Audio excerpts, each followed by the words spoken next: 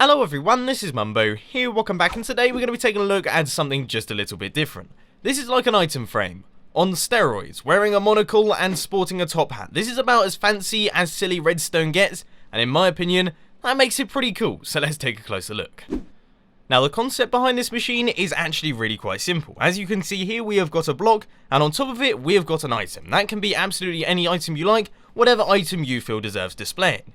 But as you guys know, in Minecraft, there is a bit of a problem. We have got a 5-minute despawn timer on that item, which essentially means that after 5 minutes, that will disappear, it will cease to exist, and it will no longer be on that block. But as you just saw then, this redstone is preventing that from happening. What's essentially happening here is it is cycling through the items, making sure that it never despawns, so that you always have an item on this block.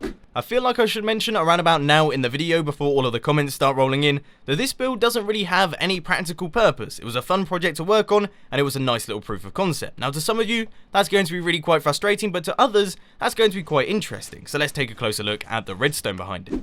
So here we are then. Now I'm going to try my best to explain what's going on so that you can get a rough idea of how this machine works. So first things first, out the back you can see this hopper timer. Now this is actually the brains of the build. This is what tells it when to fire and when not to fire. But when it is told to fire, the first thing that happens is this double piston extender retracts. This piston extends, pushing the item off the top of the block and into this hopper here, which then the item travels round the hoppers into the item elevator, which then fires. The item is fired out from the dropper and on top of the block, and then this piston extender double extends once again so that the item is on display. Now that all works in theory, but as you may notice, occasionally it can go wrong. And that brings me on to the negative points. First negative. This is a big contraption. Quite clearly, this is a lot of redstone for what is essentially an item on a block, and I'm sure that's not going to float many of your boats. The next one is reliability. This isn't the most reliable contraption in the world, as you just saw then. Occasionally it misfires, and that means that you don't actually end up with an item on the block at all. The last one is once again reliability. There's a slightly different issue where the item can actually be fired out of the system entirely, meaning that you lose it, meaning that every now and again you would actually have to refill the system with items because you will run out. It's a bit of a shame because I thought this would be perfect.